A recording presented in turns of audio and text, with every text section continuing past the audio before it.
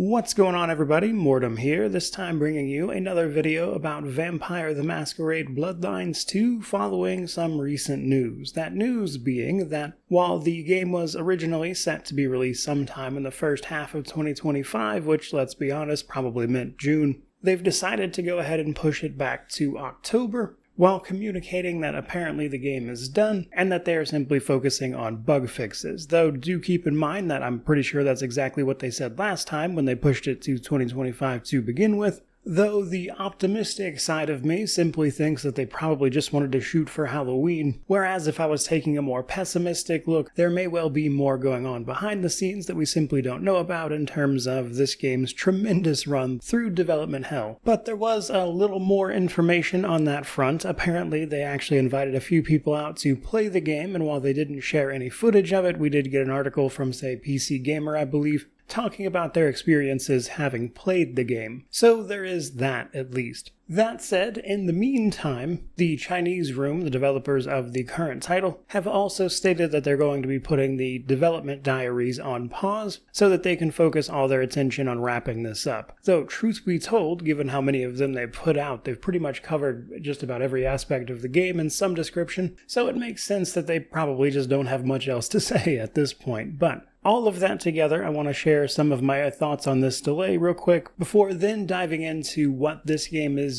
through those dev diaries described as being now. Primarily because I see a lot of confusion about that every single time that I cover Bloodlines 2 in any great detail, which is fair enough. There's a lot to know because it's been quite the journey. Now, for me personally, with all of these delays and everything, I would say this move to October pretty well better be the last one. I think you've pretty much run out of time and patience at this point. I've already mentioned once previously that they said the reason they moved it to 2025 to begin with was purely for bug fixing and polish and all that. And now, quite some time later, you say the exact same thing. And while that may very well be true, and honestly, any opportunity they can to make this game as good as it can be, given the, I would say, incredulous audience at this point, that's probably for the best. Though I say that with the realization that what I'm about to go over in terms of what the game is now, plus what people's idea of what Bloodlines 2 should be, or what it could have been under Hardsuit Labs, who was initially developing it, you've got a pretty tough hill to climb there, because it's clearly a situation where no matter what you do, there's going to be a segment of people that just aren't happy with it, no matter which way you go. And what you're choosing isn't so much,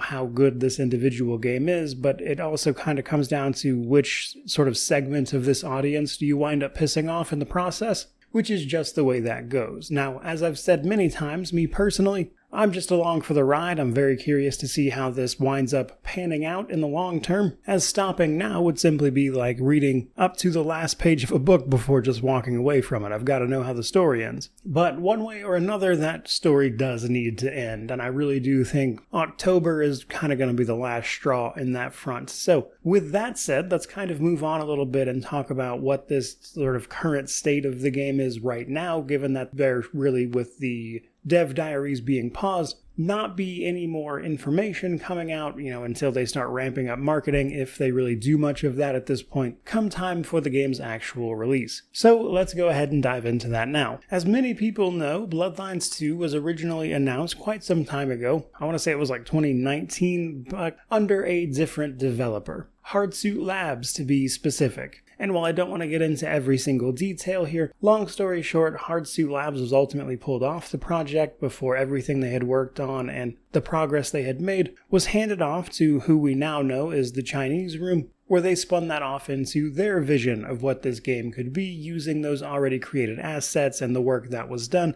to help that process along. Meaning that the version of the game that Hardsuit Labs worked on, while it might bear some passing resemblance to this new version, it's safe to say it's a very different game at this point, and thus all those old marketing materials and everything are largely out of date and unreliable, which is why I'm making this video. The Chinese Room as a developer is known for plenty of atmospheric games, most recently with Still Wakes the Deep, which was a really fantastic sort of horror title set on an oil rig. Now, what they are not known for, really, is RPGs much. which is interesting then that they would be following up Bloodlines with a sort of different look. But with that in mind, I do absolutely think they're going to nail the atmosphere. What they've talked about in terms of dialogue and how your character traverses the world has been really promising in the dev diaries, so giving them the benefit of the doubt, I think they might actually be able to pull off a good game. But whether or not people enjoy that as a sequel to Bloodlines 1 certainly remains to be seen. Moving along though, it is in fact still an action RPG, first person to be specific, with our character being present in conversations and menus, things like that. And that RPG is going to be taking place in Seattle, where we will be running around as an elder vampire known as the Nomad, or Fire if you prefer, as that is the character's actual name. We do play a somewhat set protagonist here, though we do have a few customization options. While much of their marketing and everything is focused on the female version of this character, it is known that we will have an option between a male or female version, and there's going to be some appearance customization options there as well. Not least of which in the form of outfits, which we'll talk about later, but we don't know the exact extent of that because they haven't really shown much of it, but there should be at least some amount of that. Now the other big thing we'll wind up picking in character creation though is our clan. Now much to, I would say, just about everybody's disappointment really, there's only going to be 4 playable World of Darkness clans here.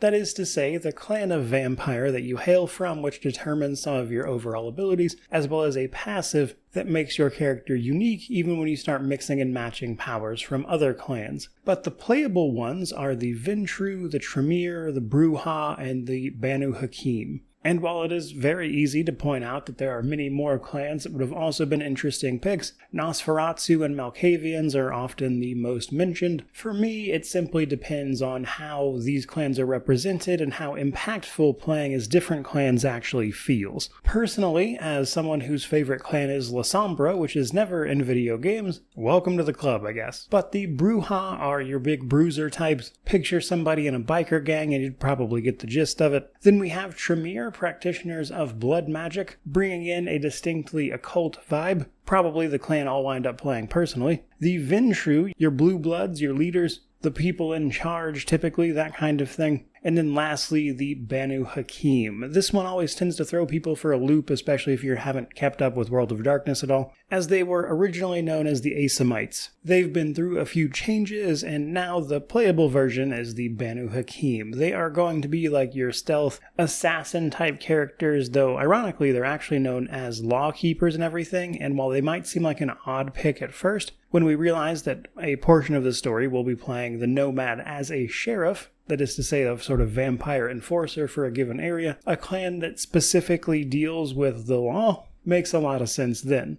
But as I mentioned, in any event, our character is a vampire elder. We are going to be waking up from a 100-year torpor in an abandoned building in Seattle, with both arcane sigils etched all over our body, no idea how we got here, and a strange voice in our head, all of which seems to be connected naturally. Now, the sort of RPG side of this is going to see the Nomad getting to grips with the modern world, which any given vampire could do pretty quickly when you've been around for 100 years. That kind of thing becomes second nature. But the act of waking up from torpor and the fact that these arcane sigils seem to be repressing your power in some way means you have to shake off the cobwebs and get some of that back, which forms our RPG progression in the form of abilities and the like. Now, they have detailed a bit of combat here and there, talking about how each clan feels differently and has different animations and the like to go along with that, but how you combine abilities from both your chosen clan at first, and then how you mix and match them later is going to lead to the interesting combinations for the more action-oriented side of things.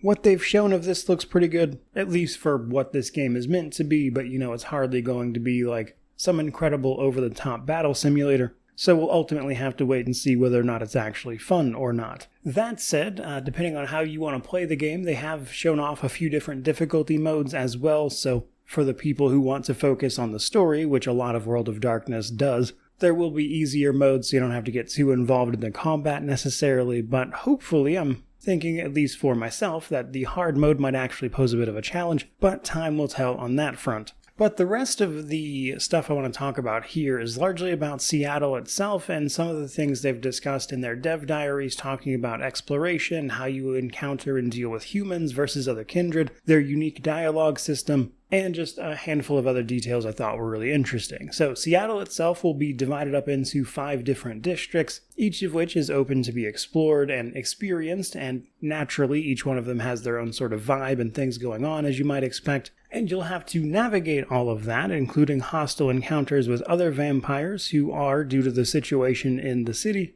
disrespecting the masquerade. The masquerade, of course, being simply hiding your existence from mere mortals, and they really wanted that to be the core of the experience, which is why, then, it's not uncommon to run into situations where you might have to deal with a potential threat at the risk of a masquerade violation, especially in the later parts of the game where things become more and more dangerous as you go. But the thing is, while you're doing all of that, the game will actually be taking stock of both how your character presents themselves, both through dialogue, but as well as actual fashion and outfits and the like, which affects things like how you can interact with and talk to either other kindred, that is to say vampires, or the citizens you would like to feed on. Now, one thing I think will be interesting in terms of how this game is ultimately received is that it features a dialogue system that isn't exactly forthcoming, at least in terms of presentation, to what is actually happening behind the scenes. You see, your character as the Nomad is a bit ambiguous. You technically play a set character, yes, but your sort of persona or the mystery or legends about what the Nomad is, the fact that they're an elder vampire means your name is somewhat known, is largely up for you to define. And you doing that, both in terms of your behavior and the dialogue options you pick, determines then how other vampires react to you.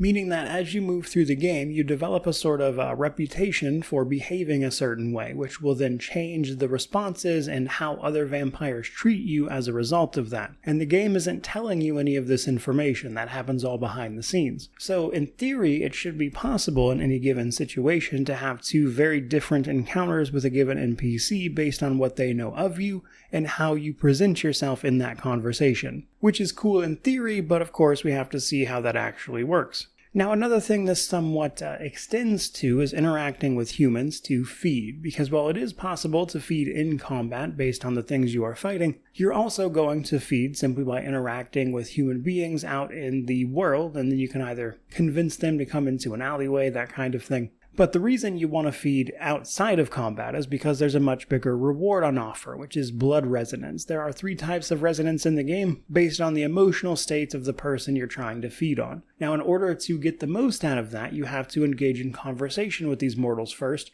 to really bring out those emotions to get the biggest bonus. Now, the thing is, that is going to be made possible by what you are wearing and your overall presentation and how you respond to these characters. So this will be another way in which the world is paying attention to what your character is doing via things like what you're wearing and who you're talking to. Which means, if all of this actually winds up working, as we play through the game, we'll define who the Nomad is for us, seeing people react and adapt to that person that we choose to be, all while trying to get to the bottom of this mystery as we explore Seattle, which will present opportunities to both use our vampire powers to the fullest, but also force us to blend in and deal with the masquerade as well, so we can avoid things like being hunted down, as rumor has it there are vampire hunters about. And I think the success of that will ultimately come down to how compelling both the characters we interact with are, and how interesting the city and story at play is, on top of whether or not they can pull off the combat being good. So a lot of moving parts there, and it has yet to be seen if it all comes together to make a coherent picture, which is what we're hoping for, obviously, but it's certainly a tall order, which brings me to the end of this video. I tell you all of that because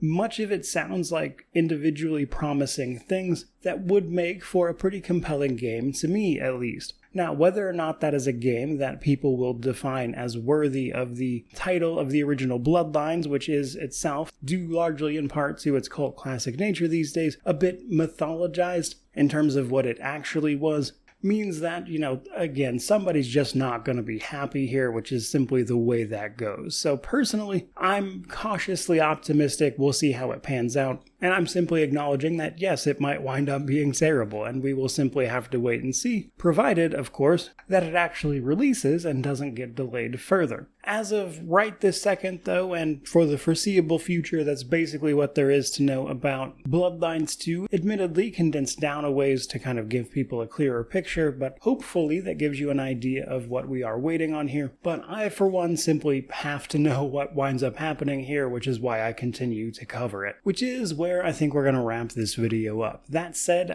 my personal money is definitely on a Halloween launch, but by all means, let me know what you think down in the comments section below, which of course means to like, comment, subscribe, all that YouTube jazz. But regardless of any of that, truly, just thank you so much for watching. I really do appreciate it. May you wander in wisdom and have an amazing day.